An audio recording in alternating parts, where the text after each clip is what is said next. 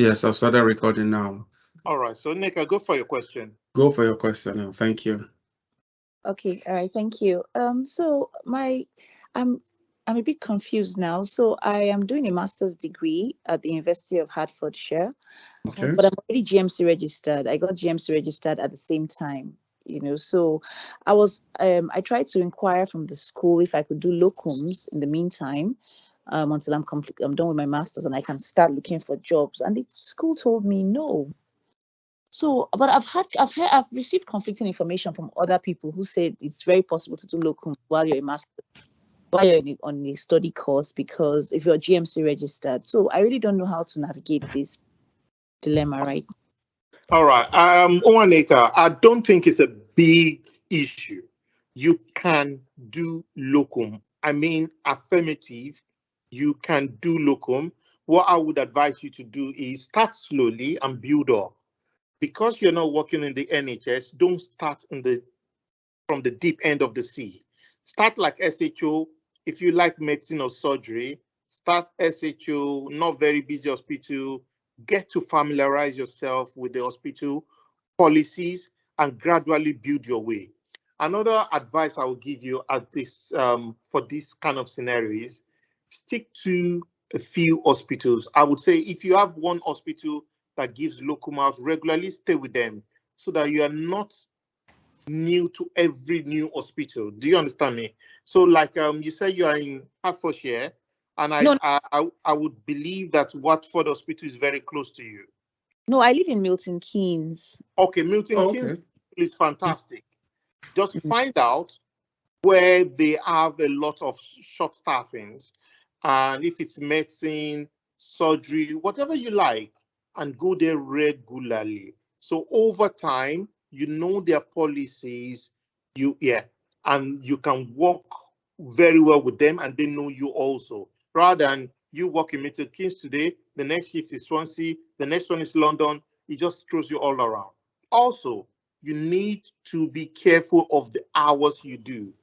Yes, I know. Because you are a student, they will at some point want to say, oh, is she doing more than the required hours? 20 And that's an hours, yeah. easy way to get you. But if you don't go beyond your hours, even if you don't attend your university lectures, they cannot then say, oh, you're doing too much locum. That's why. You can say, I didn't attend the lectures because I wasn't feeling fine. It's a different thing to say, I'm not feeling fine. I didn't attend the lecture. And then they see that you're doing 42 hours a week locum. Then they'll screw you. But don't get into that. Yeah, you can do locum. Thank you. Okay, thank you very much. Oh, I don't intend to do more than 20 hours. I just want to basically put my feet in the water. Yeah. So True. I'm not interested True. in doing than 15 hours a week until, Yeah, go for it. Go Yes. for it. Okay, fine. Then I've spoken to a couple of agencies. They keep saying with NHS, so UK experience is a requirement. But because I haven't worked in the NHS or in the UK at all, do you think that's going to pose a problem? One or two agencies have already told me that it's compulsory. UK experience is compulsory. So do you think I should just continue applying? Just continue applying. Don't give up. Everybody says UK experience. When I got job, how many years ago? About 10 years ago, UK experience was there. I didn't have jack. I got the job from Nigeria. Even people who turned up from in the UK didn't get the job. So everybody writes UK experience, but then on that day, the hospital decides who they want to pick. Not everybody will have it. Okay. Yeah, so just keep on applying. You get a job and you look back and say, and this job I got actually said UK experience. Mhm. Okay. So it's not a all or none. Okay, that's reassuring. Okay, thank you. Thank you very much. If I have any Again, just feel free. If you, just to say again, don't let that be a barrier to you or even anyone listening. UK experience, they have their rules. Don't get me wrong, they have their standards. Very good. Whether it's a job you want to get or even training, which I'm sure some of us know. My wife got a training straight before we started working in the UK. So anything is possible. All right. Don't be deterred by that's what they said. I'm not going to give it a try. You never can tell that they might just need somebody at that point, and they might just say, look, we have somebody who has these qualifications.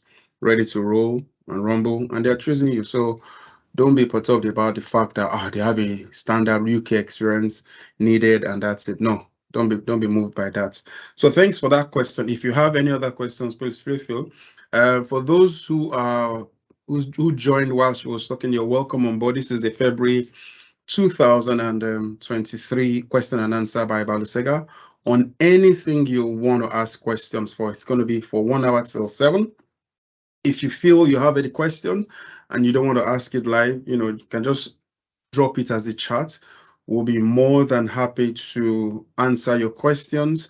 Moanika has just asked the question if she can get a locum. She's currently a student. She's done her GMC registration, and that's a yes. You can get a locum job, of course, not beyond the normal 20 hours as a student, which she is at the moment. So that is very, very possible. Whilst we're waiting for questions, just to let us know that Balusega is also expanding. We just acquired about 2 more properties for blabbers, especially because our main goal is to take care of blabbers. So we are putting in place in the next 1-2 weeks. One is opening tomorrow fully, and another one coming up again later in the week / next week. For those who know somebody that might need Balusega, just tell them to go to the website. It is www.balusega.co.uk. Very easy. So of course they can contact us if they want to, but it's always very good to just go straight to the website. They will have more than information that they need. Question and answers are there. Frequently asked questions are there, and every other information. The pictures of our various homes are there as well.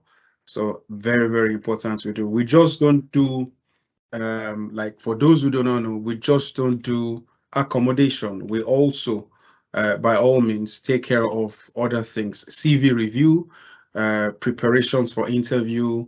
We have all those packages which we will send to everyone again as a reminder in case you want to have that. Again, we have our YouTube channel. We'll send you the links very, very soon.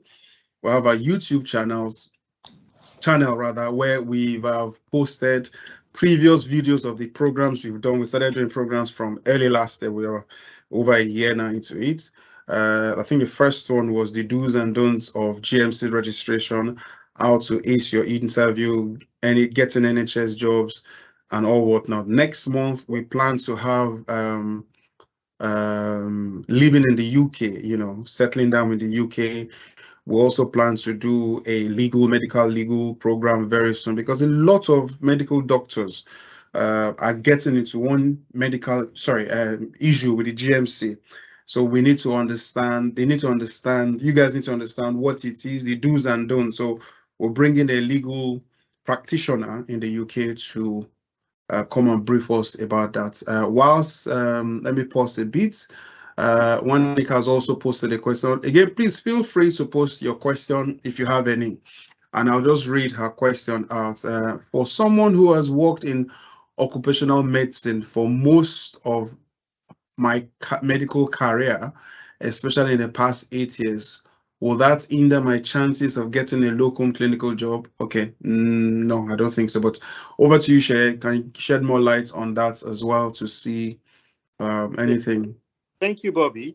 I would like to say there are a few people waiting in the lobby. If you can accept them in. Yes, I'm already accepting them now. Yeah. Also, I would like to offer my apologies for not showing my face. I'm just finishing an on-call. I'm within the hospital premises, so I don't want to be showing other people's faces for confidential reasons. That's why I've put a picture in there for you to see. Yeah.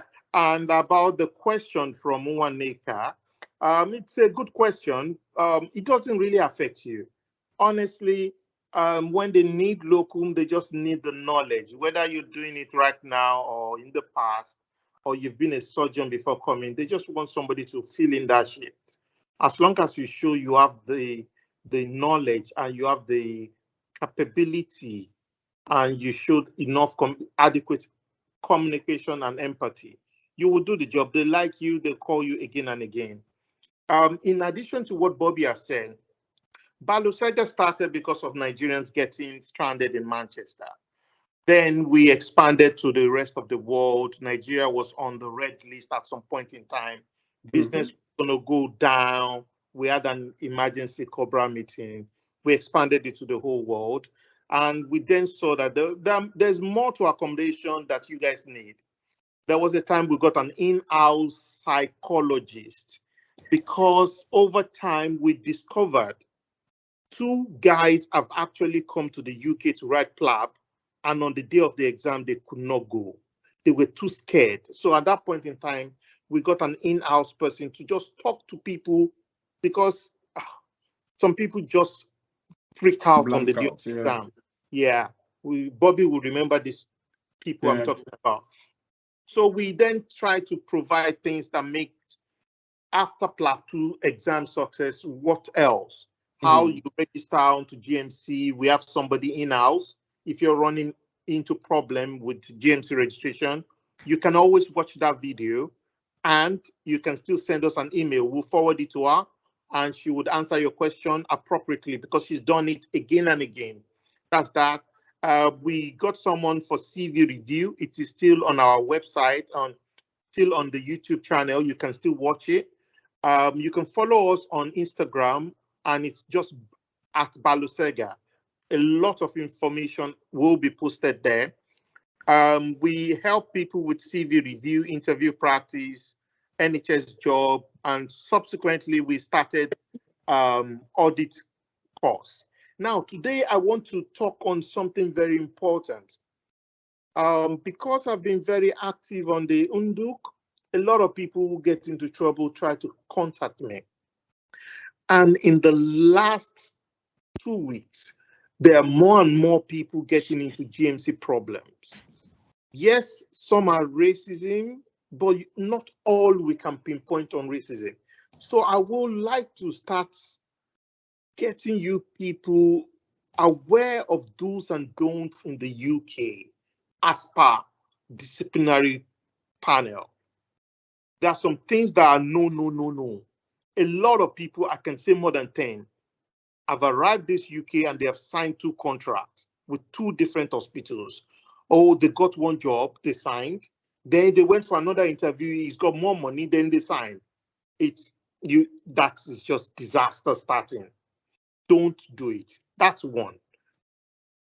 2, a lot of people, you see, when you come to the UK, people like you, they show emotions. I'm not saying don't date nurse. I'm not saying don't date doctors. I'm not saying don't date anybody. But if you're doing it, be sure you're getting to the end of it. Because here, you can say, sorry, I'm not interested. In Nigeria, you can say, sorry, I'm not interested in the relationship again. And everybody moves on. May not be that easy in the UK. And you can be reported for that. As a doctor, you will be seen to have been more superior. And every other thing will be said that you use your superiority against a nurse, a junior. So personally, if anything comes, I just pretend as if I don't understand what you're talking about. Somebody gives you green light, I ignore. I pretend as if and I make sure I'm not in the same place with that person without a third party. You just avoid that conversation and move on. So recently, a doctor was attended to a patient. The patient liked the doctor, gave the doctor the number. They started communicating. That from the first day, that was wrong. If a patient gives me the number, thank you, it goes into the dustbin. Nothing whatsoever should warrant you contacting a patient. It's a doctor-patient. All right, things got really on the roll. They started having an affair. Okay, there comes a day when either you are tired or she's tired. Well, when they call the police would always err on the side of the lady for obvious reasons, okay? She called it a rape case, and the they dropped the case immediately because as soon as it got to the police station, maybe they found out, okay, she lied and like. But then it doesn't end there for the doctor, because as doctors, you're seen to be above human, superhero. So because he's been at the police station, even though they did not take it further, the police reported him to GMC. When he gets to GMC, the whole transcript of your WhatsApp comes out. And they'll pick out the ones that shouldn't have happened. Oh, the doctor initiated the sexual whatever on so day after. To cut the long story short, he's now in trouble, 6-month suspension, and then a review. And you could have avoided it by not even texting. If a patient can give you their phone number, you just put it in the dustbin. That's that about that. A few people have been hammered for poor performance. Poor performance, you see, it's, if you don't know something, just ask, and people are, I would say 80% of the times are willing to teach you. It's good to say, okay, I don't know this thing, teach me, and I'm a good learner.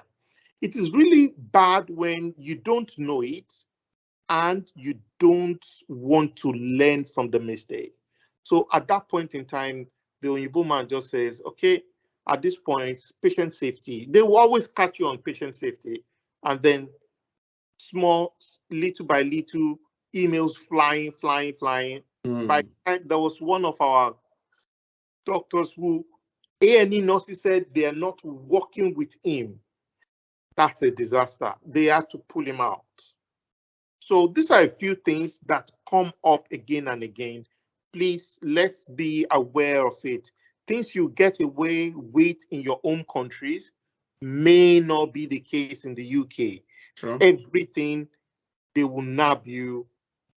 They will look at cameras. They will see the dates, and you'll be shocked by the time evidences are glaring. So I'll wait for other questions. I just wanted to bring that out. Awesome. Thank you for shedding more light on that, Shaya. Onyema has a question. I think Onyema prefers to speak out instead of typing. So Onyema, are you? Yeah, can you hear me? Yes, we can. Yes, we can. Go ahead, please. All right. Good evening, everyone, and thank you for the meeting. Good evening. Yeah. Thanks for the insights you've been sharing. But I have a little question that has to concern me a little bit. I think when Neka spoke a little bit, touched a little. So for my own case, I will speak now. Of course, I did my PLA last January and I passed, so I'm in the process of registration now. And then, but before then, I stopped my practice in October 2019 because of my postgraduate studies. I'm doing a master's in Germany currently now. And yeah, I know you now. Yeah. I remember you now. Go on, don't worry. So yeah, I'll be completing my program very soon. Like I'm done. I've submitted my thesis, has been approved by the school and everything, So my question is, of course I graduated in 2011. Of course, I did medicine all the while until I got my master's program here. So I think I have like almost 8 years practice experience. But my question is this, what are the chances of getting a job even after leaving practice for that number of years, about 3 years, and then getting back to, what areas are NHS, locum, and then things like that. And then what can one do if you're in my shoe? What are someone in my shoe expected to do? All right. Thank you very much, Onyema. I will say this. Sorry, Shay, just before you go, if you have questions, please, you can drop them in the chat box. We'll be more than happy to answer afterwards. Thank you very much. Thanks, Shay. All right. Yeah, Onyema, I would say from my experience, I don't think you should be afraid. I'll tell you a brief story. There was a lady who came to Balusega. She was really very, very nice, and she came from Canada. But she had been out of medicine for about 3 to 4 years. And she kept on telling Palusega to say, I'm really worried. We just said, just finish your exam, pass, and get back to us when you register with the GMC. And she did so, and she contacted back on WhatsApp to say, I've registered today, now the job. So we did some job search. We pointed some jobs out to her, and I think it was the second one she applied for. She said, they called me for interview. I said, go and smash it. Then one afternoon, she just called thanking and everything. She got the job. She said, it's a miracle. I said, well, it's a miracle. You did your job. You answered the question very well. They were impressed. So this is the thing I look at. It's not like you've left medicine. You've gone into something, and you can actually use that to sell yourself under research. Yes. Cut the long story short, do not be afraid about that. You have not gone outside medicine completely. There is a hospital. There are hospitals out there waiting to employ you.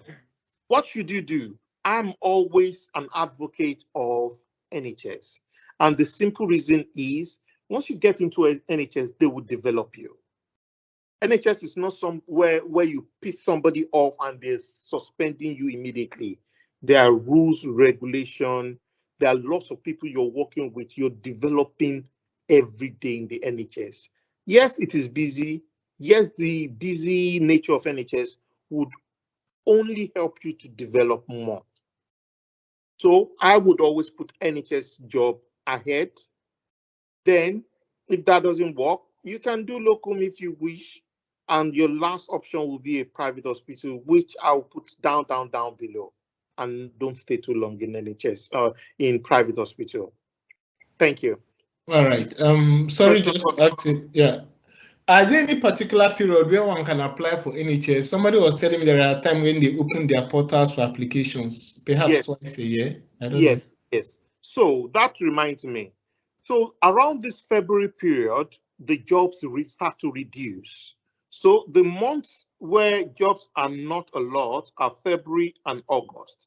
And the reason being that is the 2 months where the deanery recruits, the deanery trainees start. So at February and at August, the hospitals will get to know how many trainees they are being given. So hospital may say, I can take care of 20 trainees. And during February, it dawns on them that the deanery is going to produce only 8 or only 12. So that means the hospital will then start in February to design a job for employing 8 trust doctors. So the jobs will now start picking up again from March, April, May, June. By June, it's got to the peak. July is coming down, and it will get to the lowest again in August. So the best time is not February. It just starts picking up. So I would say keep on applying, but more jobs will come when you get to April, May, June, July. Then it goes down again in August. Okay. But just keep on applying. You never know. Yeah, I'm yet to finalize my registration, but thank you very much. No worries. Next question. Thank you so much, Oyema. Thank Pleasure. Nice hearing from you again after a long time. Thank you so much. Thanks for coming on board. We have Adeyemi, who has sent a barrage of questions, which is good. Please keep coming. So shall I get ready? All right. The first one says, I have more than 10 years experience in Obs and Gyne, apart from internship and NYSC. I started off as a medical officer and then training. It is currently challenging for me to tweak my applications while applying for jobs in other specialties. How do I go about this? That's number one. So do you want to answer number one first before I move to number two? Give me everything and I'll go for it. I'm jotting them down. Good. Number two is I had a feeling that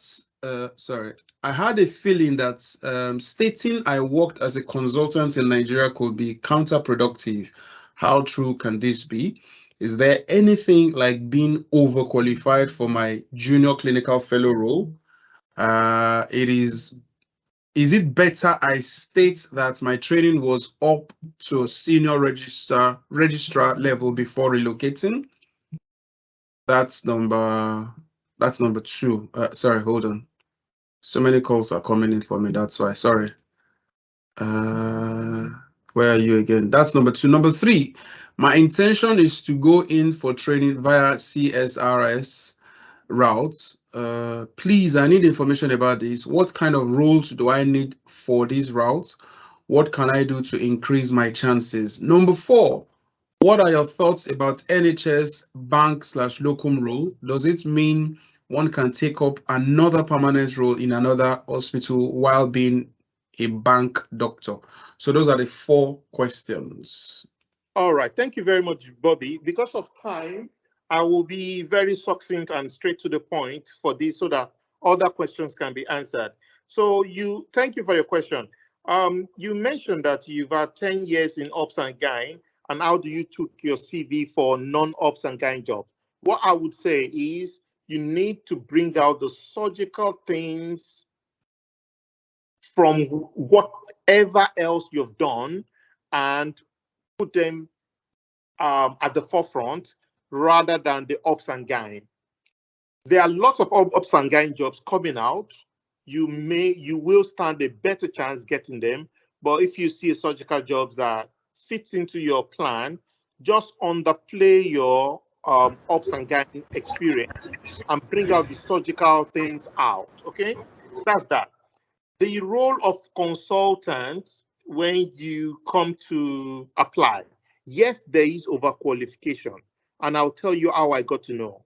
When I was working in Northampton, I got very close to the consultant. I was a trainee then, and some of them just said, we need Nigerian anesthetists. We need people who are good like you.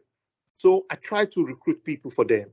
I sent a message out. I got a lot of people, and they all sent me the CV. We had about 9, okay? I sat down with the consultant and we're looking at it.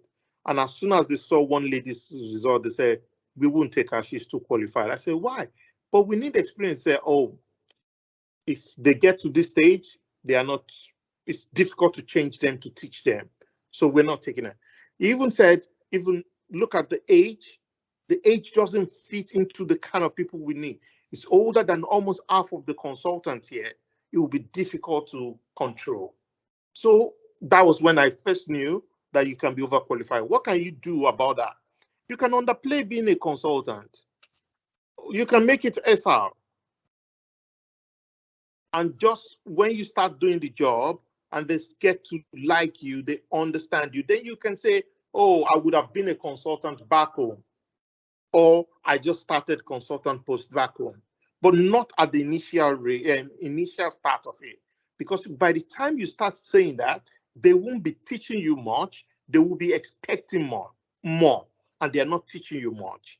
And then if you make an error, it's like, how can he be a consultant then? So just let them start with you like SHO. Even if my dad used to say, whenever he's teaching me something, I know I should still listen because I don't know what he wants to teach me on that. There might be something new. So I learned from my dad that even somebody wants to teach me cannulation, I will still listen because he can actually say something that I'm like, okay, this can make my cannulation better. So you also asked a question about Caesar route. The Caesar route is really good. The way to get the Caesar route is search for jobs on NHS jobs and track jobs, and they would always specify Caesar pathway applicable. The way to get the good hospitals will be that they have been doing it in the past. They'll state it. We have a lead for Caesar route in the last 4 years. Or you can even call the person to say, how long have you been doing it? If they say we are just starting, I won't recommend those just starting because they don't know the nitty-gritties of it. But some trust, like if you go to Oxford, Cambridge, Birmingham, those 3 hospitals, they've done the Caesar again and again and again. And when you get there, you can even meet consultants who said, oh, I did the Caesar route. And they just mentor you. oh, don't make mistake here.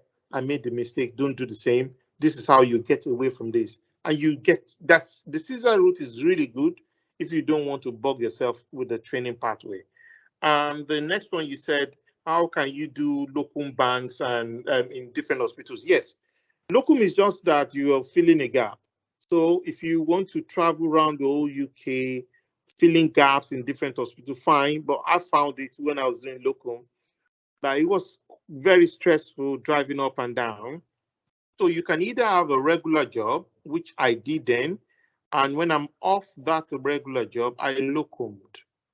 But I just made sure that I found a hospital that had a lot of unfilled gaps, and I went there regularly, rather than go to different places at different times.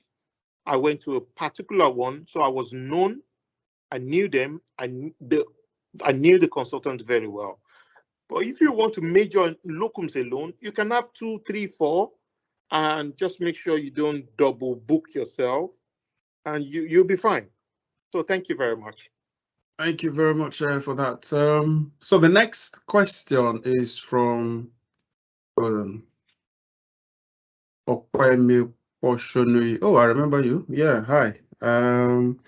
Hello, how does one renew registration if you don't get a job within 1 year? All right, I'll be very straight to the point. I had a similar scenario. I registered during NYSC for GMC, and I didn't even look for any job.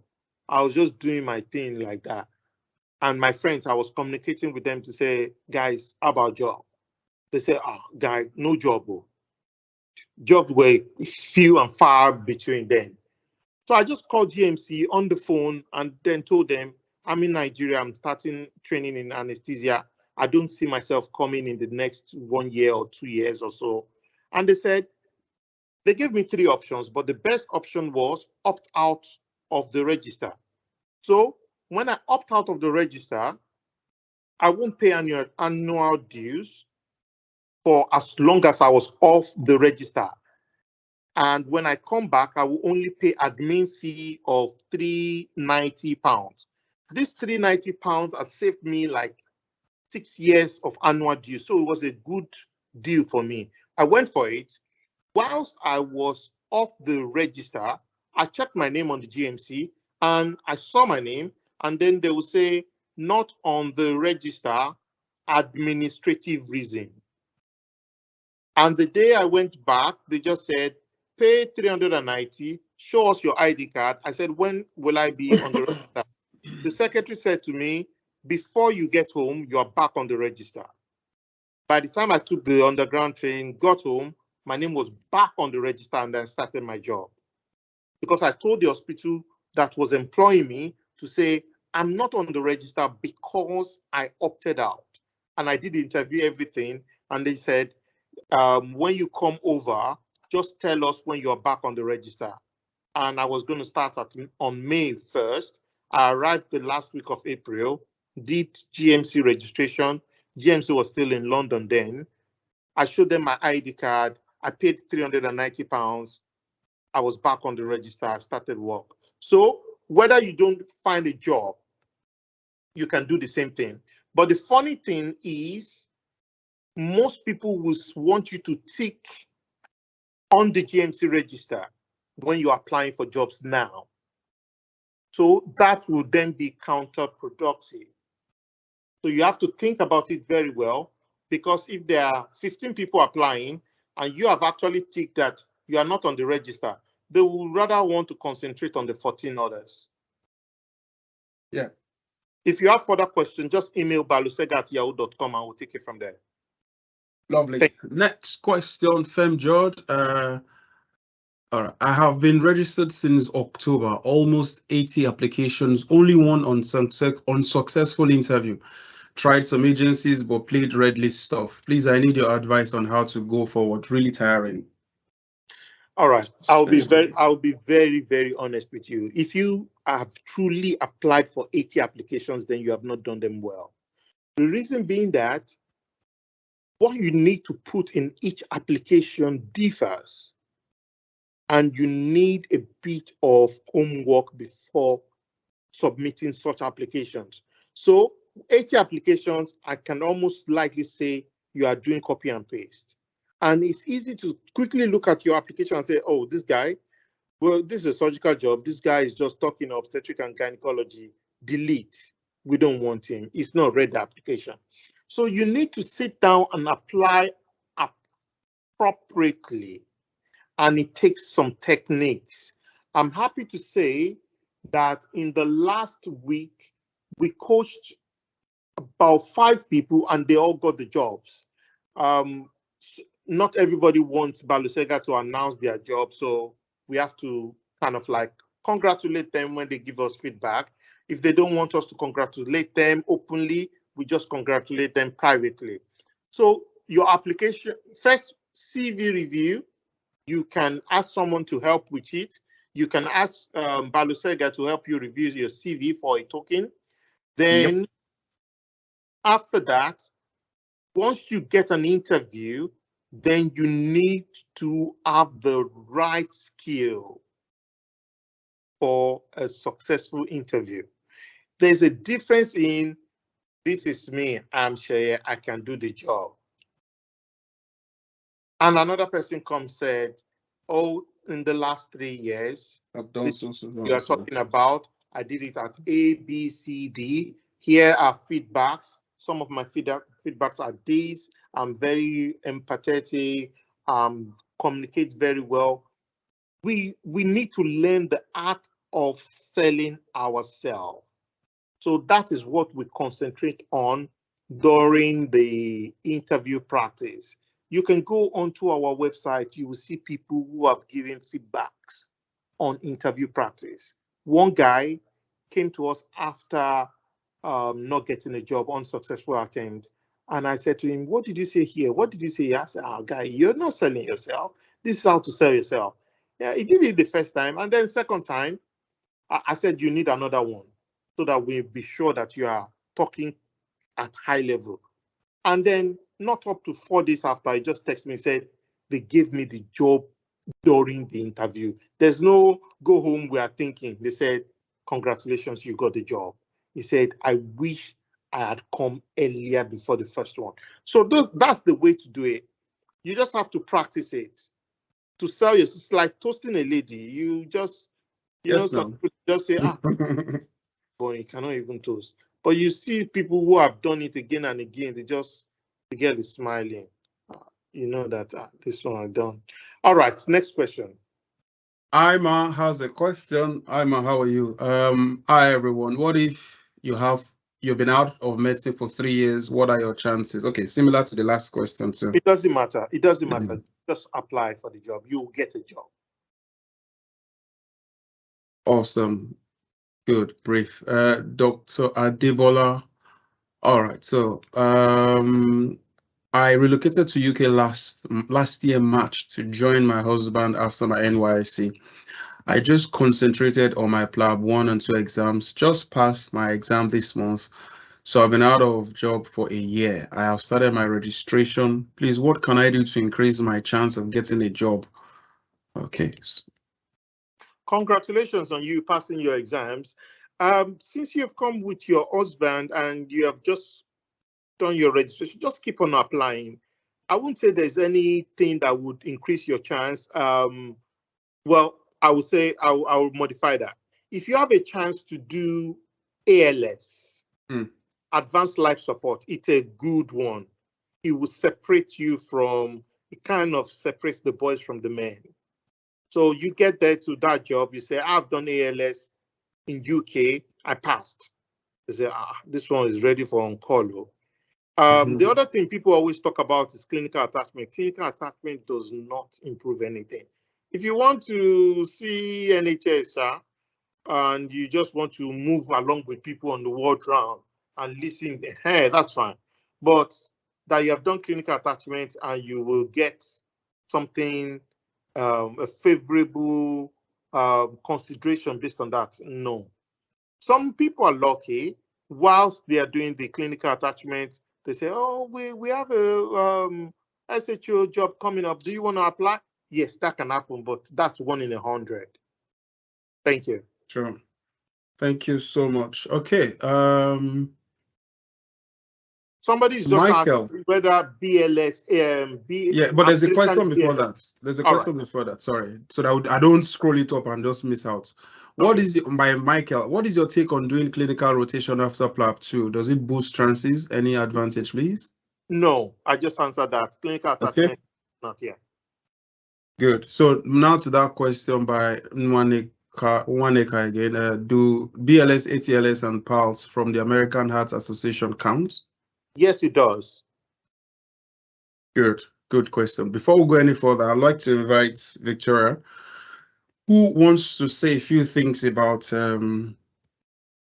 audits. Yeah, good. And a few other things she has to say before we go back to the question. So that's Victoria, my lovely wife, and over to you. Hi everyone. Nice to see you guys. It's just going to be very brief. Obviously, lots of us, we are planning to come into the NHS, and then we'll have the opportunities to do interviews. Some of the questions that come up in the interview include questions on audits. So it would be good before you go to that interview. We are all looking for how we can improve our chances. So it would be good if you have an understanding of an audit. It would be good if you even do an audit. And it is actually very simple once you have a good understanding of audits to do an audit of your own, wherever you are. You don't have to be in the UK to do an audit. So Balosega has teamed up with an educational provider called Sumim to develop a course on audits. So if you are interested in enrolling in the course, I will put the link to the WhatsApp group there. I think it would be a good idea, not just join the WhatsApp group, but enroll for the course so that you can actually understand audits. It's not just for the interview. It will be good to have it for the interview, but when you come into the NHS, if you are working in the NHS, audit is a must. Even as a consultant, you still need to do audit. So it's something that you will use for your entire career. So I'll just put that in the chat for anyone who is interested, so you can join the audit group. Because we are doing it on a monthly basis. So I've just finished the February batch. So we are taking batches for March. So it's divided into 2. So you have a theory aspect, you have a practical aspect.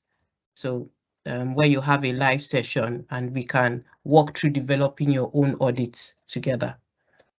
Okay, thank you. Thank you, Victoria, for that. It skipped my mind. Someone asked what could increase your chances. So I earlier mentioned ALS and the rest, and audit is a very good one. If you understand the basis of audit, you will stand higher compared to the other candidates on that day, because honestly, when I started in UK also, and they were talking about my first audit, I was just confused. But if you already have the knowledge, then you are steps ahead of everyone, and you would have started something audit. There's a difference between someone who does not even understand audit and someone who understands and has already started one. You don't have to have finished it. You can talk confidently, and they say, I like that guy. Because now, currently, I'm working as a consultant in anesthetics.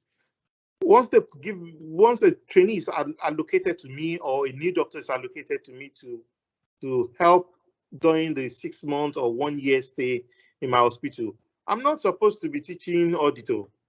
I just see the guy, we meet, we have a meeting, we write what we are going to plan. I want you to do 2 audits in the next 1 year. Come back to me with ideas and we'll see how we'll work things out. If he now says he doesn't understand audit, then there's a problem. Thank you. Thank you very much. Sorry, just Michael. 1 minute, just okay, to say, because some people have been able to scale interviews without doing without talking about audits. I'm going to put that right there. But when they now get into the NHS, there is no formal training on audits. This because in the medical school in the UK, they already teach them about audits. Obviously, we don't do audits. A lot of us might not have done audits before. So they just expect when you come into the system that you have that knowledge. So even if you are able to, maybe that's not the management question they ask you at interview, then when you get into work, you'll be expected to do an audit. You'll be expected to get that knowledge somehow. So it's always good to at least have that knowledge before you start. So I'm just going to paste the link to the WhatsApp group now. Thank you. Can you also Thank you add very much. our Instagram handle to the WhatsApp group, Victoria, please? Okay. Awesome. Michael, you asked how to get in touch. I've sent the email address, balasega@yahoo.com. Send us an email. You've also asked what is the meaning of audito. Don't worry. Ask all your questions via the email. We're more than happy to answer your questions as well. Kunle has a question. Being a medical officer in a federal hospital, does it count while applying for a job? Yes, it does. Good. Kunle has also asked, how can I join the WhatsApp group? It's the link has been sent to you right now for the audit group. The link has been posted right now. Sorry, to everyone, not just you, Kunle. Link to audit WhatsApp group. Good. That's it. It's posted there. So feel free. And also our handles links will be posted as well. So that's feel free to ask all manner of questions, join, make inquiries, and all those things. Yeah, we've got a few more minutes to go before 7. Please feel free to ask your questions if you have any. Just before we go back to questions, like I said, next month, exactly a month from now, March 26, March has the same amount of days, first 28 days, like we all know. We'll be having not just a question and answer, we'll be having a particular talk, which we do quarterly. Life in the UK, settling down in the UK when you start working, because it's a different ballgame entirely. If if you have never lived in any European country or foreign country, might be a little bit different. And people have had what they call culture shock. I remember when I came for my master's years ago, some people started the course with enthusiasm, they could not finish it. Culture shock, and it might be like, look, once I get there, I'm going to do this, I'm going to do that. You might not be able to. Now, I'm not saying that's anybody's portion, but you might be in a place where you don't have any friend. It's not an easy thing. So we want to go through life in the UK exactly this time next month. We'll be doing life in the UK, how to settle down, what are the things you need to do, the information you need to get, etc., and all those things. So yeah, just have that in mind. Another question from Bisola. Can I inquire about CV review and interview preparation via Instagram, DM, or email? Yes, you can. Yes, you can. You can inquire about it. We'll be more than happy to ask you. I'll give you your answers. Yes, you can. I hope that's us giving the answer. Okay. Any more questions? Just to say, I don't know if there are any budding psychiatrists here or people intending to do psychiatry.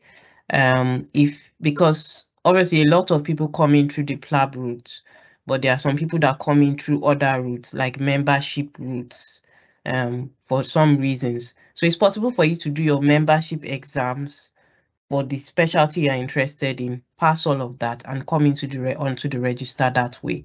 But if you are interested in doing the membership for the Royal College of Psychiatrists exam, I'll post a link if you are interested. If you want support in how to do that, I'll post a link for you to ask your questions and we'll try and guide you on that.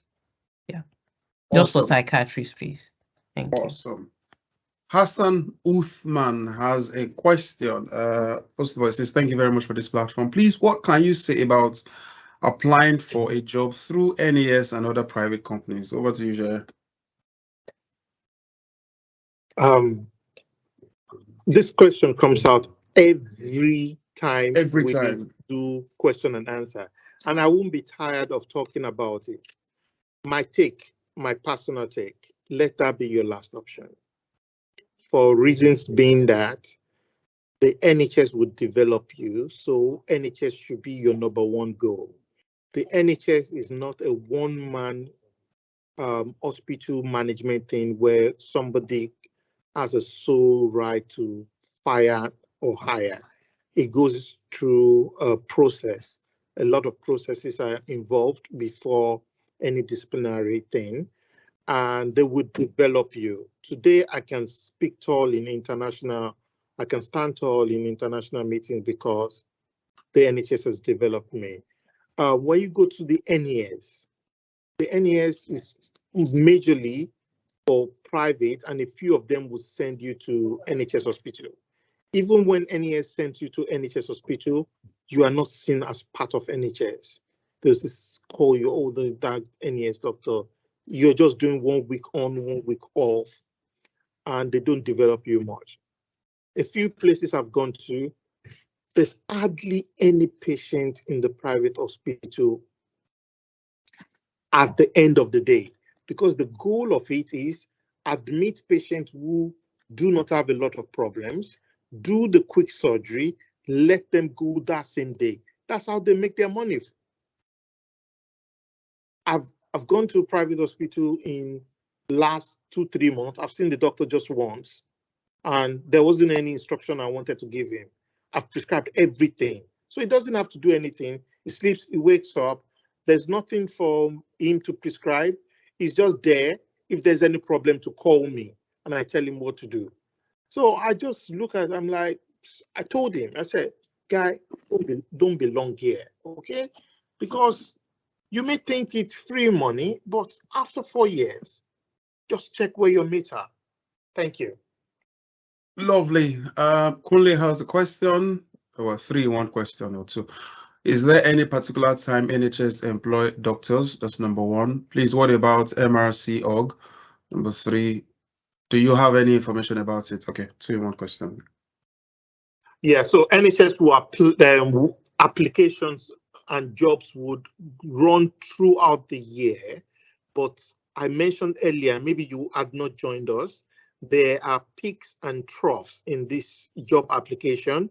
It's lowest in February and August because that's when trainees, citizens in UK are starting jobs. And that is when the hospital then realize they don't have the full quota of doctors. And then they start to plan in March to recruit. So it goes lowest in February and August, and in between the 6 months, it goes to the peak and comes down. So that's how it goes. But you always keep on applying. It's just that maybe in February, you have a one job in 100, and then you get to July, you've got 1,500 chances of getting the job. That's it. Then MRCOG, it's not really my area.